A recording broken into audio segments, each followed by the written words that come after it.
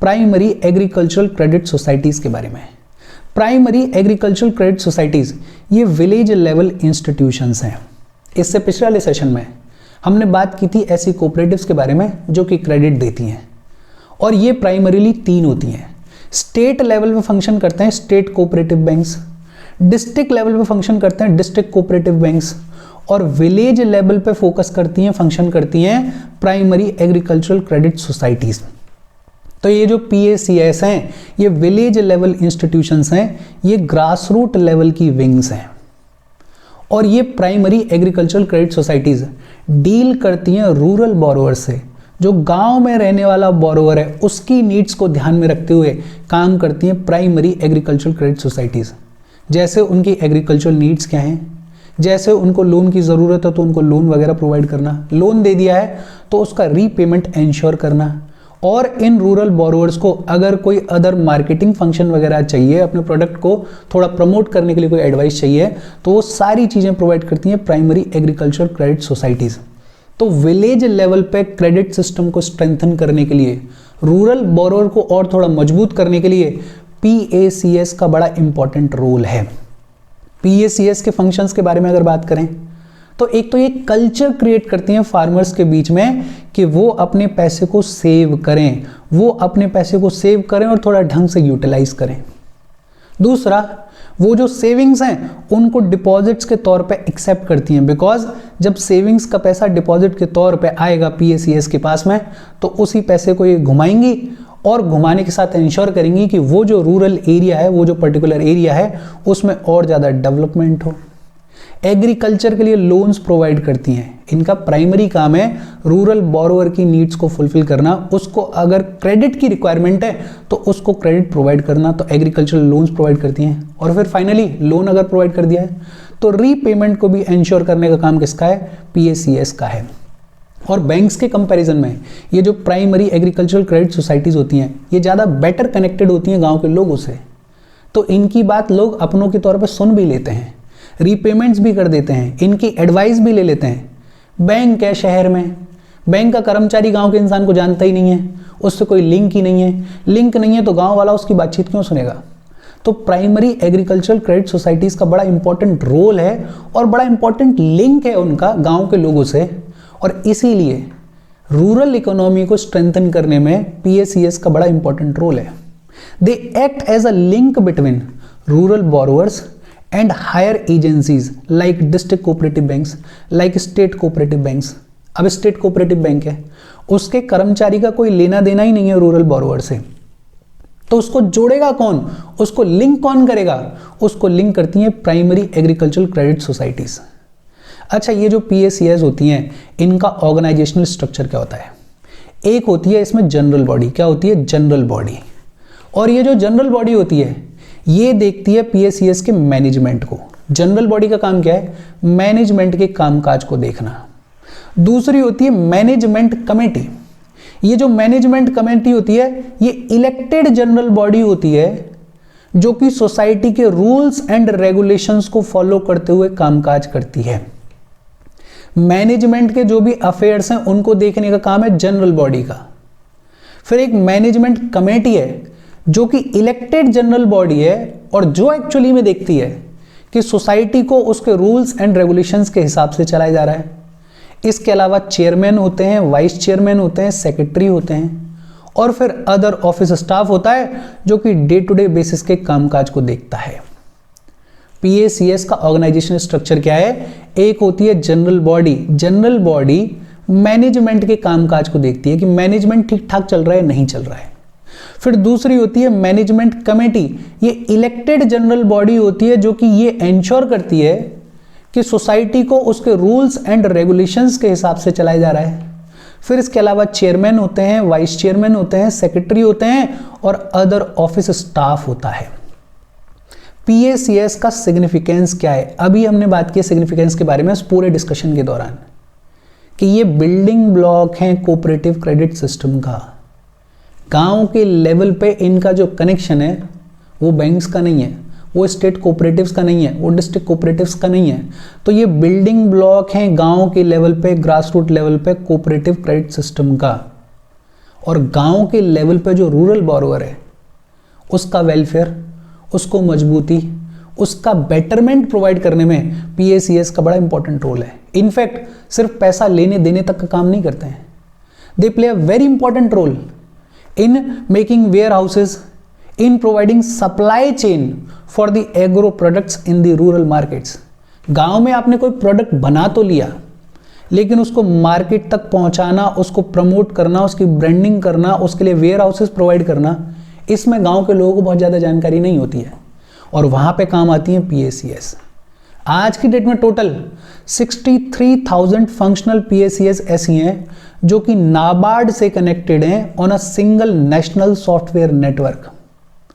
और ये जो PACS हैं इनका कंप्यूटराइजेशन किया जा रहा है, इनको टेक्नोलॉजी प्रोवाइड की जा रही है, बिकॉज नाबार्ड को, सरकार को, गांव के लेवल पे फंक्शन करने वाले जितने भी इंस्टीट्यूशंस हैं उनको सबको समझ में आ रहा है कि PACS का बड़ा इंपॉर्टेंट रोल है विलेज इकोनॉमी को और थोड़ा मजबूत करने के लिए, विलेज इकोनॉमी को और थोड़ा डेवलप करने के लिए।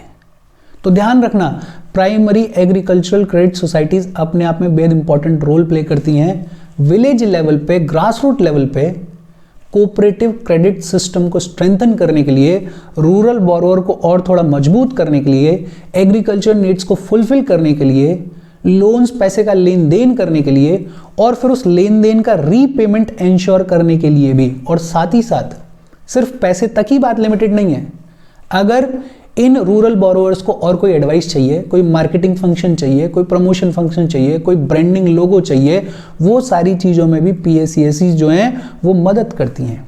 दे act as a link between rural borrowers and higher agencies, because गांव के इंसान का जो कनेक्शन है वो प्राइमरी एग्रीकल्चरल क्रेडिट सोसाइटीज के साथ में ज़्यादा बेहतर होता है। ऑर्गेनाइजेशनल स्ट्रक्चर क्या है? एक जनरल बॉडी होती है जो कि मैनेजमेंट के कामकाज को देखती है, एक मैनेजमेंट कमेटी होती है जो कि इलेक्टेड जनरल बॉडी है जो ये इंश्योर करती है कि सोसाइटी को उसके रूल्स एंड रेगुलेशंस के हिसाब से चलाया जा रहा है। एक चेयरमैन होते हैं, एक वाइस चेयरमैन होते हैं, एक सेक्रेटरी होते हैं और फिर अदर ऑफिस स्टाफ तो होता ही होता है। सिग्निफिकेंस क्या है? It is the building block of cooperative credit system at the grass root level. Hopefully इनकी इंपॉर्टेंस आपको समझ में आई होगी। हम आगे बढ़ें उससे पहले वीडियो पे लाइक के बटन को दबा दो। लाइक दबाना ज़रूरी है बिकॉज यूट्यूब ऐसे ही फंक्शन करता है, जब आप वीडियो पे लाइक के बटन को दबाते हो तो यूट्यूब वीडियो को कंसिडर करता है और थोड़ा सा पुश कर देता है। तो लाइक का बटन दबा दो, शेयर कर दो अपने सोशल मीडिया हैंडल्स पे, व्हाट्सएप वगैरह पे अपने फ्रेंड्स को, जो भी लोग इसमें इंटरेस्टेड हैं, इससे रिलेटेड पढ़ाई कर रहे हैं, उनको शेयर कर दो। और ये दोनों चीज़ें तो कर ही दिया करो बिकॉज यूट्यूब की पॉलिसी ये कहती है कि इन दोनों चीज़ों से चैनल को ग्रोथ मिलती है। तो लाइक और शेयर तो आपको फॉर श्योर करना ही करना चाहिए। और अगर चैनल को सब्सक्राइब नहीं किया है तो चैनल को सब्सक्राइब भी कर लो। अच्छा, PACS का फंक्शनिंग क्या है, उनका कामकाज क्या है, वो हमने देख लिया। कोऑपरेटिव सेक्टर में सारी सुंदर चीज़ें नहीं हैं। अभी तक जितनी भी चीज़ें हमने पढ़ी उस समय क्या लग रहा है कि यार ये तो बहुत मजबूत इंस्टीट्यूशंस हैं, रूरल इकोनॉमी के लिए बड़ा इंपॉर्टेंट रोल है इनका, जो कि है भी, लेकिन इनके सामने बड़े चैलेंजेस भी हैं। वो चैलेंजेस क्या हैं कोऑपरेटिव सेक्टर के? पहला चैलेंज है growing bad debt and NPAs। इनमें भी NPAs का प्रॉब्लम बढ़ता जा रहा है, नॉन परफॉर्मिंग एसेट्स का प्रॉब्लम बढ़ता जा रहा है, बैड डेट्स का प्रॉब्लम बढ़ता जा रहा है। जैसे बहुत सारे लोग पैसा ले जाते हैं लेकिन फिर उसको लौटाते नहीं है, विलफुल डिफॉल्टर्स की प्रॉब्लम है। पुअर लोन रिकवरी, ये भी अपने आप में एक समस्या है। फिर सरकार को भी झुकना पड़ता है और सरकार वेवर कर देती है, बहुत सारी छूट दे देती है। अब छूट दे दी, जिन्होंने पैसा लिया था उनको तो छूट मिल गई, लेकिन PACS या कोऑपरेटिव सेक्टर या ये जितने भी कोऑपरेटिव सेक्टर में फंक्शन करने वाली क्रेडिट इंस्टीट्यूशंस हैं, इनका तो नुकसान हो गया। इनएफिशिएंट एडमिनिस्ट्रेशन, ये बहुत बड़ा प्रॉब्लम है।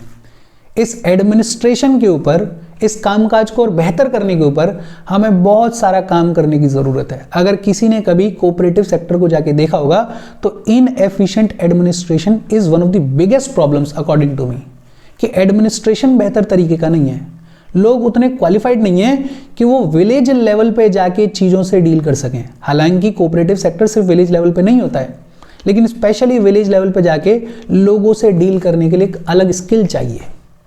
तो एक चैलेंज क्या है? NPAs का प्रॉब्लम बढ़ते जा रहा है, बैड डेट्स का प्रॉब्लम बढ़ते जा रहा है। दूसरा, इनएबिलिटी टू ड्रॉ कस्टमर्स को अपनी तरफ खींच नहीं पा रहे हैं। Lack of effective marketing, inability to expand in the market. अब जैसे एक अमूल है या जैसे एक लिज्जत पापड़ है, उन्होंने तो अपना मार्केट बना लिया, उनका तो अब नेशन वाइड मार्केट है, उनके पास में तो कस्टमर्स हैं। लेकिन बहुत सारे कोऑपरेटिव्स छोटे छोटे ऐसे हैं जिनके खूब सारे प्रोडक्ट्स हैं, जो कि बड़े अच्छे अच्छे प्रोडक्ट्स हैं, लेकिन वो मार्केट तक उस प्रोडक्ट को पहुंचा नहीं पा रहे हैं, प्रमोट नहीं कर पा रहे हैं, ब्रांडिंग नहीं कर पा रहे हैं। और जब कस्टमर ही नहीं होगा तो ये कोऑपरेटिव सेक्टर कैसे आगे बढ़ेगा? तो ये भी अपने आप में बहुत बड़ा प्रॉब्लम है। और इसका भी एक जो मेन रीजन है वो क्या है? Inefficient administration. Because administration effectively उस चीज को, उस प्रोडक्ट को प्रमोट नहीं कर पा रहा, ब्रांड नहीं कर पा रहा। Lack of transparency and accountability, ये भी बड़ा प्रॉब्लम है। बिकॉज होता क्या है, कहने में तो ये आता है कि ये जो कोऑपरेटिव सेक्टर है इसको ओन और ऑपरेट इसके मेंबर्स करते हैं, लेकिन यूजुअली क्या देखने को मिलता है कि जो पावर होती है वो कुछ चंद हाथों में कॉन्सेंट्रेटेड हो जाती है। कुछ लोग पूरे के पूरे कोऑपरेटिव सोसाइटी को कंट्रोल करते हैं और बाकी लोग सिर्फ म्यूट स्पेक्टेटर्स होते हैं। Lack of coordination between multiple cooperatives. अब बहुत सारी कोऑपरेटिव्स फंक्शन कर रही हैं, सबके अलग अलग एम्स हैं, गोल्स हैं, सबके अपने अपने टारगेट मेंबर्स हैं, और अगर ये आपस में कोऑर्डिनेट नहीं करेंगी तो इनके बीच में कंपटीशन होगा। और अगर कोऑपरेटिव्स के बीच में कंपटीशन होगा तो बट ऑब्वियस सी बात है कि जो मेंबर कम्युनिटी है उसको नुकसान होने वाला है। पॉलिटिकल इंटरफेरेंस भी देखने को मिलता है। इनफैक्ट कोऑपरेटिव्स के इलेक्शंस में कोऑपरेटिव्स कैसे फंक्शन करेंगी, उसमें जो लोकल रीजनल लेवल के पॉलिटिकल लीडर्स होते हैं वो अपना इंटरफेरेंस दिखाते हैं, वो अपना वर्चस्व एस्टैब्लिश करने की कोशिश करते हैं, और ये अपने आप में डेमोक्रेटिक प्रिंसिपल्स के अगेंस्ट में जाता है। Lack of better branding of goods, यही हम कह रहे थे कि बहुत सारे कोऑपरेटिव्स ऐसे हैं जो कि कस्टमर्स को ड्रॉ नहीं कर पा रहे हैं। उसका रीजन क्या है? ब्रांडिंग नहीं हो पा रही है। उसका रीजन क्या है? प्रमोशन नहीं हो पा रहा है। Lack of awareness about rules and regulations. अब कोई किसानों की कोऑपरेटिव है, उसमें किसान लोग मेंबर हैं, या कोई विमेंस की कोऑपरेटिव है, उसमें विमेन लोग जो हैं वो मेंबर्स हैं। उन लोगों को बेचारों को पता ही नहीं है कि रूल्स एंड रेगुलेशंस क्या कहते हैं। उनको कैसे भी ट्विस्ट किया जा सकता है, मोल्ड किया जा सकता है। पॉलिटिकल इंटरफेरेंस होता है, ये जो पॉलिटिकल लीडर्स होते हैं इन्फ्लुएंशियल होते हैं और ये उन मेंबर्स को घुमा देते हैं अपने हिसाब से। Lack of professional skill and training to the employees. जो कोऑपरेटिव फंक्शन कर रहे हैं, वहां पे जो लोग काम कर रहे हैं, उनके पास में प्रोफेशनल स्किल्स नहीं है, ट्रेनिंग्स नहीं है। तो ये अपने आप में बड़े चैलेंजेस हैं कोऑपरेटिव सेक्टर के सामने, और ये चैलेंजेस ऐसे हैं जिनको आपको रटने की जरूरत नहीं है। कोऑपरेटिव सेक्टर की स्थिति अगर आपने देखी होगी, ऑब्जर्व किया होगा, कभी अगर गए होगे, तो ये सारी चीजें सामने सामने दिखती हैं। एक बार फिर से देख लेते हैं challenges in cooperative sector. NPS का एक प्रॉब्लम है, और ये तो क्रेडिट वाले किसी भी फील्ड में प्रॉब्लम है, एनपीएस का प्रॉब्लम। दूसरा, इफेक्टिव मार्केटिंग नहीं है, ब्रांडिंग नहीं है, प्रमोशन नहीं है, जिसकी वजह से कस्टमर्स को ड्रॉ करना अपने आप में डिफिकल्ट हो गया है। Lack of transparency and accountability देखने को मिलती है। पावर जो है वो कुछ लोगों के हाथ में कॉन्सेंट्रेटेड होती हुई दिखाई देती है। मल्टीपल कोऑपरेटिव्स के बीच में कोऑर्डिनेशन की बेहद कमी देखने को मिलती है। सबसे बड़ा इशू पॉलिटिकल इंटरफेरेंस देखने को मिलता है। बेटर ब्रांडिंग नहीं है, प्रमोशन नहीं है, इसके बारे में हमने बात कर ही ली। जो मेंबर्स हैं उनको रूल्स एंड रेगुलेशंस की अवेयरनेस नहीं है, उनको ट्विस्ट किया जा सकता है अपने हिसाब से। और फिर जो एम्प्लॉयज काम कर रहे हैं उनके पास में स्किल नहीं है प्रॉपर, उनके पास में ट्रेनिंग नहीं है प्रॉपर। लेकिन ऐसा नहीं है कि इन चैलेंजेस से डील करने के लिए सरकार कुछ नहीं कर रही है। सरकार ने बहुत सारे स्टेप्स लिए हैं इस कोऑपरेटिव सेक्टर को और मजबूत करने के लिए। जैसे मॉडल बायलॉज लाए गए हैं पीएसीएस के लिए, और ये जो मॉडल बायलॉज हैं इनको सर्कुलेट कर दिया गया है for all the states and union territories, ताकि पीएसीएस के फंक्शनिंग में कुछ तो यूनिफॉर्मिटी आए, ताकि लोगों को एक बेटर अंडरस्टैंडिंग डेवलप हो, ताकि लोगों के बीच में एक बेटर कोऑर्डिनेशन डेवलप हो। तो मॉडल बायलॉज को लाया गया है फॉर पीएसीएस। गवर्नमेंट का एम ये है कि गवर्नमेंट नए मल्टीपर्पस पीएसीएस को सेटअप करेगी, या फिर प्राइमरी डेयरी या फिशरीज कोऑपरेटिव्स को सेटअप करेगी for every panchayat in the next 5 years. अगले 5 साल में सरकार एम ये कर रही है कि हम मल्टीपर्पस पीएसीएस को सेटअप करेंगे, प्राइमरी डेयरी कोऑपरेटिव्स को सेटअप करेंगे, प्राइमरी फिशरी कोऑपरेटिव्स को सेटअप करेंगे हर एक पंचायत में।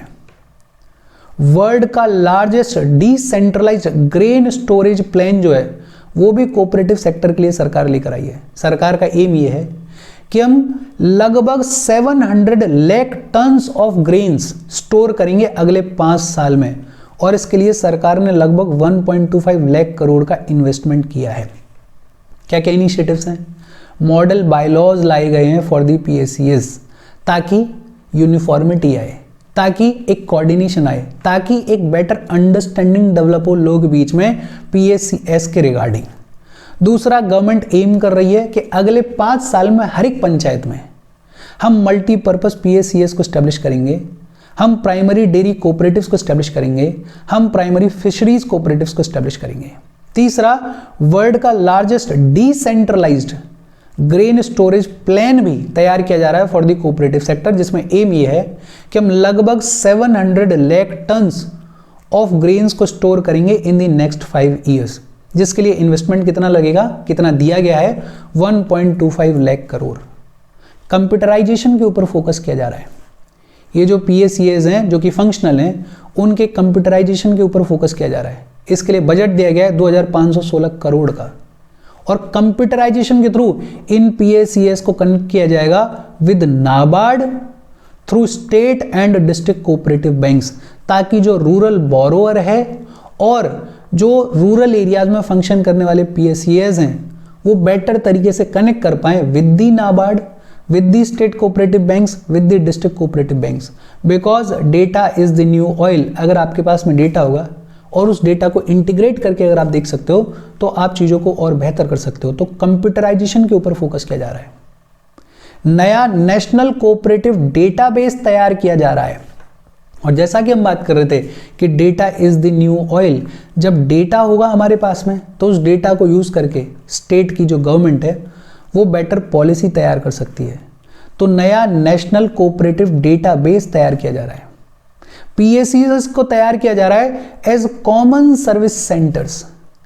कॉमन सर्विस सेंटर्स के तौर पे PSEs को तैयार किया जा रहा है, जहां पे सिर्फ पैसे का लेन देन ही नहीं किया जाएगा, मोर देन 300 अदर ई सर्विसेज भी प्रोवाइड की जाएंगी, जैसे बैंकिंग फैसिलिटीज प्रोवाइड की जाएंगी, जैसे इंश्योरेंस फैसिलिटीज प्रोवाइड की जाएंगी, जैसे आधार रिलेटेड वर्क, एनरोलमेंट है, कुछ करेक्शन है, वो प्रोवाइड किया जाएगा, पैन रिलेटेड अगर कोई इशू है वो प्रोवाइड किया जाएगा, टिकट्स की अगर बुकिंग करनी है, ट्रेन टिकट्स वगैरह, वो सारी फैसिलिटीज ऐसी मोर देन 300 ई सर्विसेज भी प्रोवाइड की जाएंगी PSEs वाले सेंटर पे। तो PSEs को कॉमन सर्विस सेंटर्स के जैसे तैयार किया जा रहा है, और इसके लिए काम कौन कर रहा है?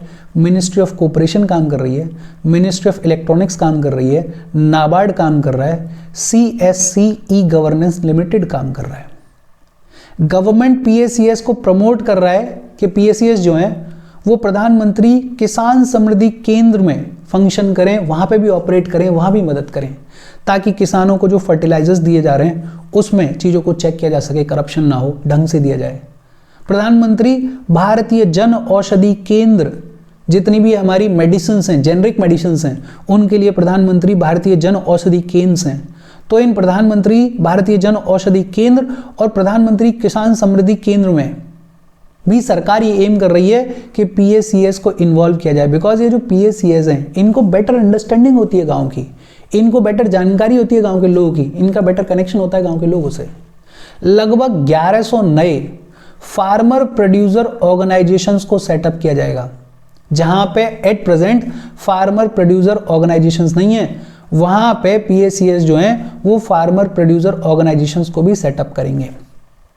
माइक्रो ATM से लेके बैंक मित्रा कोऑपरेटिव सोसाइटीज को स्टैब्लिश करने की भी बात कर रही है सरकार, ताकि गांव के लोगों को door step financial services provide की जा सकें। और इसको सपोर्ट कौन कर रहा है? इसको सपोर्ट कर रहा है नाबार्ड। अच्छा, हम आगे बढ़े, एक बार फिर से रिवाइज करते हैं, बिकॉज ये चीज़ें दिमाग में बैठनी चाहिए। ये सारे एग्जाम्पल्स भले ही आपको याद ना रहे, लेकिन अगर कभी क्वेश्चन आ जाए और इनमें से आप 4-5 भी कोट कर दोगे तो सामने वाले को लगेगा कि यार पढ़ के तो है, वेल रेड इंसान है, इसको चीज़ें पता है।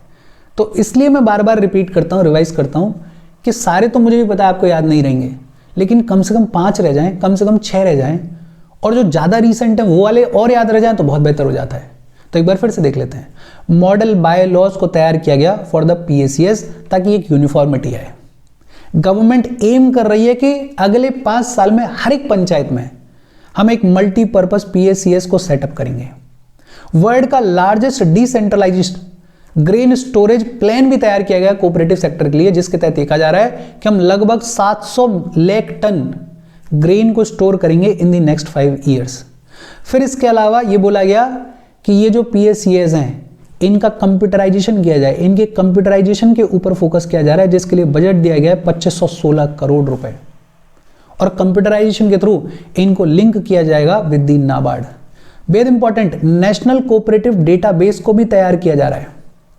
इससे भी ज्यादा इंपॉर्टेंट, PACS को कॉमन सर्विस सेंटर्स के तौर पर तैयार किया जा रहा है, जहां पे सिर्फ क्रेडिट तक कामकाज नहीं होगा, 300 से ज्यादा सर्विसेज भी प्रोवाइड की जाएंगी। PACS को प्रमोट किया जा रहा है कि वो प्रधानमंत्री किसान समृद्धि केंद्र में, प्रधानमंत्री भारतीय जन औषधि केंद्र में भी फंक्शन करें, वहां भी अपनी सुविधाएं दें, कामकाज करें। जहां पे फार्मर प्रोड्यूसर ऑर्गेनाइजेशंस नहीं है, वहां पे फार्मर प्रोड्यूसर ऑर्गेनाइजेशंस को बनाया जाएगा। यह भी इंपॉर्टेंट है कि माइक्रो ATM से लेके बैंक मित्रा कोऑपरेटिव सोसाइटीज को स्टैब्लिश करने के लिए भी सरकार काम कर रही है, ताकि गांव के लोगों को door step financial services provide की जा सकें। और इसमें सपोर्ट कौन कर रहा है? नाबार्ड सपोर्ट कर रहा है। कुछ 1000 एग्जिस्टिंग फिशरीज कोऑपरेटिव्स को कन्वर्ट किया जा रहा है into fish farmer producer organisations.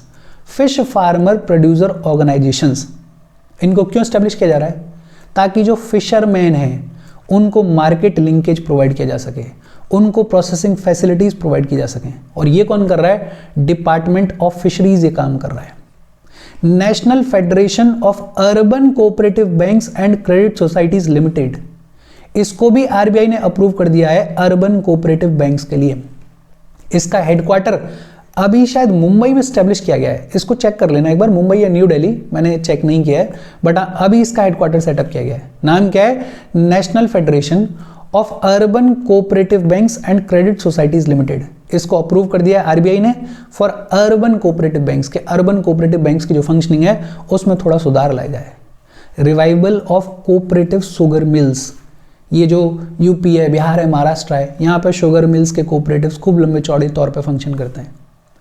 तो ये जो कोऑपरेटिव शुगर मिल्स हैं इनके रिवाइवल के लिए भी सरकार काम कर रही है। जैसे एक नई लोन स्कीम तैयार की गई है जिसमें बजट दिया गया है 10,000 करोड़ का। सबसे इंपॉर्टेंट, एथेनॉल को इनसे प्रोक्योर किया जाएगा under ethanol blending programme.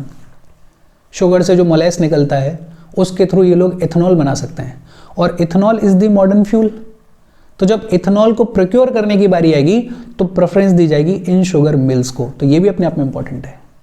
Cooperatives को अलाउ कर दिया गया है कि वो गवर्नमेंट मार्केट पोर्टल के ऊपर बायर के तौर पर रजिस्टर कर सकते हैं, कोई दिक्कत वाली बात नहीं है। गवर्नमेंट मार्केट पोर्टल के ऊपर कोऑपरेटिव्स अब बायर्स के तौर पर रजिस्टर कर सकते हैं। नेशनल कोऑपरेटिव यूनिवर्सिटी को भी सेटअप किया जा रहा है। कौन सेटअप कर रहा है? मिनिस्ट्री ऑफ कोऑपरेशन कर रही है। ये भी इंपॉर्टेंट है। नेशनल कोऑपरेटिव यूनिवर्सिटी, जहाँ पे ट्रेनिंग दी जाएगी, जहाँ पे स्किल्स दी जाएंगी, जहाँ पे एजुकेशन दी जाएगी, जहाँ पे बताया जाएगा कि इस कोऑपरेटिव सेक्टर को और कैसे ग्रो किया जा सकता है। एक नेशनल लेवल कमेटी बनाई गई to formulate national cooperative policy. ये भी इंपॉर्टेंट है। नेशनल कोऑपरेटिव पॉलिसी बनाने के लिए नेशनल लेवल कमेटी को फॉर्म किया गया, और इस कमेटी को हेड कौन कर रहा है? सुरेश प्रभाकर प्रभु। कौन हेड कर रहे हैं? सुरेश प्रभाकर प्रभु इसको हेड कर रहे हैं। अच्छा, इस साल के यूनियन बजट में एज सच कोऑपरेटिव्स के लिए कुछ नहीं बोला गया है, लेकिन एग्रीकल्चर में जो चीजें की गई हैं वो कोऑपरेटिव से लिंक्ड है। MSME में जो चीजें की गई हैं वो कोऑपरेटिव से लिंक्ड है। तो उन सारी चीजों को हम एग्रीकल्चर वाले चैप्टर में पढ़ेंगे, उन सारी चीजों को हम MSME वाले चैप्टर में पढ़ेंगे, लेकिन एज सच कोई डेवलपमेंट नहीं है जो कि स्पेसिफिकली बात करता हो कोऑपरेटिव्स के लिए। तो ये जो लेटेस्ट डेवलपमेंट्स हैं, खासकर ये वाले कि ये नेशनल कोऑपरेटिव यूनिवर्सिटी की बात हो रही है, नेशनल कोऑपरेटिव पॉलिसी को तैयार करने के लिए कमेटी बनाई है जिसको हेड कर रहे हैं सुरेश प्रभाकर प्रभु। इन चीज़ों को याद रखो। कोऑपरेटिव्स को अलाउ कर दिया है कि वो जेम पोर्टल पे बायर्स के तौर पर रजिस्टर कर सकते हैं। फिर इसके अलावा जो इंपॉर्टेंट चीज़ है कि ये फिश फार्मर प्रोड्यूसर ऑर्गेनाइजेशंस को स्टैब्लिश किया जा रहा है। National federation of urban cooperative banks and credit societies limited को भी स्टैब्लिश किया जा रहा है। ये जो मोटी मोटी चीज़ें हैं, इन मोटी मोटी चीज़ों को याद रखो। इनमें से 5-6 चीज़ भी आप कोट कर दोगे तो आपका आंसर जो ज़्यादा बेहतर लगेगा। अच्छा, फिर इसके बाद बात आती है the institutions related to cooperative sector in India. कौन कौन से ऐसे इंस्टीट्यूशंस हैं जो कि कोऑपरेटिव सेक्टर से रिलेटेड हैं? बहुत सारे इंस्टीट्यूशंस हैं लेकिन 3 की बात की गई है। सबसे पहला है national cooperative development council. National cooperative development council के बारे में हमने पहले भी पढ़ा हुआ है। ये एक स्टैट्यूटरी कॉरपोरेशन है जिसको 1963 में स्टैब्लिश किया गया। किस एक्ट के तहत? NCDC act of 1962। National cooperative development council statutory corporation है जिसको 1963 में स्टैब्लिश किया गया। किस एक्ट के तहत? NCDC act of 1962। ये आती है मिनिस्ट्री ऑफ कोऑपरेशन के अंडर। किसके अंडर? मिनिस्ट्री ऑफ कोऑपरेशन के अंडर। हेडक्वार्टर कहां पर है? न्यू दिल्ली में। हेडक्वार्टर न्यू दिल्ली में है लेकिन इसके अलावा इसके 18 रीजनल या स्टेट डायरेक्टरेट्स भी हैं। हेडक्वार्टर न्यू दिल्ली में है लेकिन 18 रीजनल डायरेक्टरेट्स भी हैं इसके नेशनल कोऑपरेटिव डेवलपमेंट काउंसिल के। इसका काम क्या है? ये सब्सिडीज प्रोवाइड करती है, ये लोन्स प्रोवाइड करती है टू दी कोऑपरेटिव सोसाइटीज। दूसरा ये क्या देखती है कि विलेज लेवल पे प्रोडक्शन कैसे बेहतर किया जाए, प्रोसेसिंग कैसे बेहतर की जाए, मार्केटिंग किस तरीके से की जा सकती है, स्टोरिंग फैसिलिटीज को किस तरीके से इंप्रूव किया जा सकता है, और जो विलेज लेवल पे एग्रीकल्चरल प्रोड्यूस है, जो फूड स्टफ है, उसको एक्सपोर्ट वगैरह कैसे किया जा सकता है, मार्केट तक कैसे पहुंचाया जा सकता है। मतलब विलेज लेवल पे चीज़ों को कैसे सिग्निफिकेंटली इंप्रूव किया जा सकता है रूरल बोरोवर के लिए, उस सब के लिए भी कामकाज करता है ये national cooperative development council. National cooperative development council statutory corporation है जिसको स्टैब्लिश किया गया एनसीडीसी एक्ट ऑफ 1962 के तहत। कब स्टैब्लिश किया गया? 1963 में। किस मिनिस्ट्री के अंडर है? मिनिस्ट्री ऑफ कोऑपरेशन के अंडर है। हेडक्वार्टर कहां पर है? न्यू दिल्ली में। इसका काम क्या है? एक तो अदर कोऑपरेटिव्स को लोन्स प्रोवाइड करना, सब्सिडीज प्रोवाइड करना, और दूसरा विलेज लेवल पे जो एग्रीकल्चरल सोसाइटी है उसके बेटरमेंट के लिए क्या स्टेप्स लिए जा सकते हैं, उन स्टेप्स को लेना। दूसरा है central register of cooperative societies, CRCS, central registrar of cooperative societies. ये डील करता है with the incorporation, regulation and winding up of cooperative societies. अगर किसी को नई कोऑपरेटिव सोसाइटी बनानी है तो कहाँ जाएगा वो? CRCS के पास जाएगा। अगर कोई कोऑपरेटिव सोसाइटी ऐसी है जिसको बाइंड अप करना है, बंद करना है, ये भी काम किसका है? CRCS का है। रेगुलेशन भी काम किसका है? CRCS का है। ये जो CRCS है, it facilitates voluntary formation and democratic functioning of the cooperative societies.